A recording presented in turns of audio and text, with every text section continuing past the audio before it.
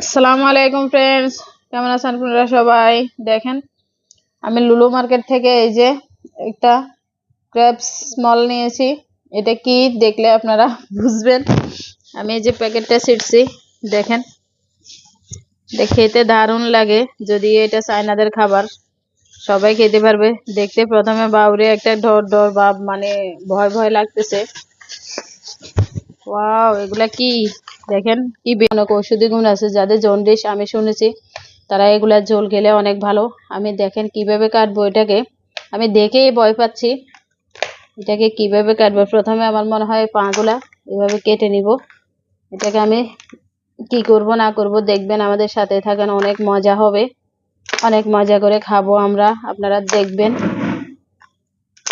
অনেক ভালো খেতে, দেখতেও সুন্দর, যারা দেখতে সুন্দর তারা খেতেও ভালো। খুব মজা, দারুণ মজা হবে ইনশাআল্লাহ। এবারে এটাকেও কেটে নিব আমরা। ফ্রেন্ডস, এই যে আমি যে কাঁকড়াটা খুব সুন্দরভাবে ধুয়ে নখগুলা ফেলে পিস করে নিয়েছি। দেখেন মাশাআল্লাহ, দেখতে কি সুন্দর লাগছে, একদম অন্যরকম দারুণ হয়ে গেছে। এই যে বুকের মাংসটা, বুকের এগুলা ফিস, এগুলো একদম পুরাবে সবটা মাংস। দারুণভাবে আমি খুব সুন্দরভাবে নখগুলা ফেলে পিস করে ধুয়ে ভালো করে পরিষ্কার করে নিয়েছি, লেবু দিয়ে পরিষ্কার করেছি। এখন এখানে আমি অনেকগুলা দেখেন উপকরণ নিয়েছি। এখন এগুলাকে এখানে দিয়ে দিব তেলের ভিতরে।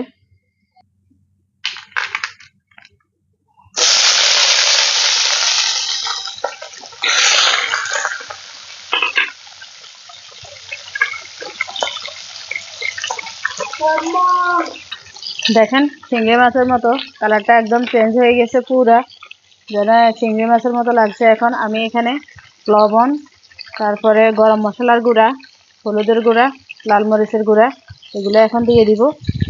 এখানে আমি অল্প একটু পানি দিব, না হলে আমার মশলাটা পুড়ে যাবে। হালকা এক চামচ পানি দিয়ে দিছি। এগুলাকে ভালো করে মিশিয়ে নিব। দেখেন আমি একটা ঢাকনা দিয়ে দিছি, ঢাকনা দিয়ে আমি এখন 2 মিনিট জাল করব।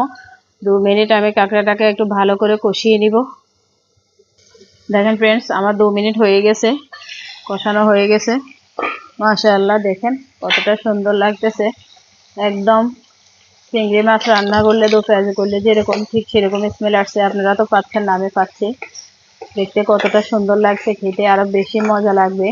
এখন আমি এখানে একে একে ইয়েগুলো দিয়ে দিব, যে অন্য উপকরণগুলো রেখেছি সেগুলো দিয়ে দিব। এখানে আমি লাল ক্যাপসিকাম, সবুজ ক্যাপসিকাম নিয়েছি, এখানে পেঁয়াজ কুচি নিয়েছি বড় সাইজের 2টা, এখানে কাঁচা মরিচ কুচি নিয়েছি, এখানে বাঁধাকপি নিয়েছি।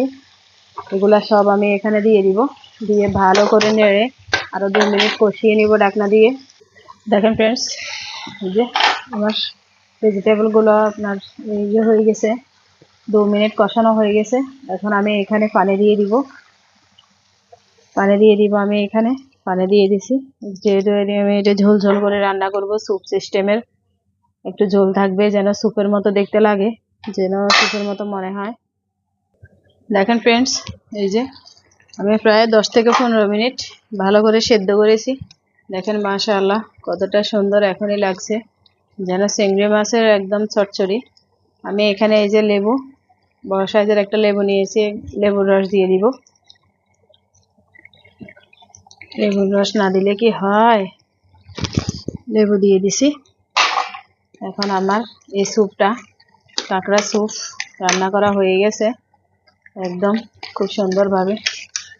দেখেন আমি এখন চুলাটা অফ করে দিব, যেহেতু আমার রান্না শেষ তাই আমি চুলাটা অফ করে দিব। এখন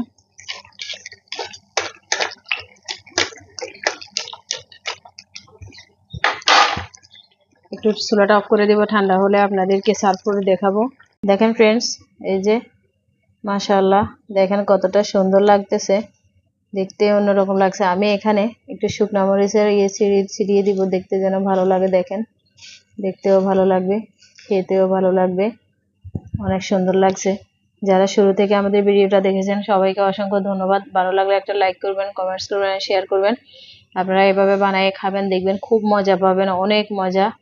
আপনারা আমাদের চ্যানেলটা সাবস্ক্রাইব করে পাশে থাকা বেলটা অন করে দেবেন। আপনারা আমাদের ভিডিওটা পুরো দেখবেন, আমাদের সাথে থাকবেন। সবাই ভালো থাকবেন, সুস্থ থাকবেন। আল্লাহ হাফেজ।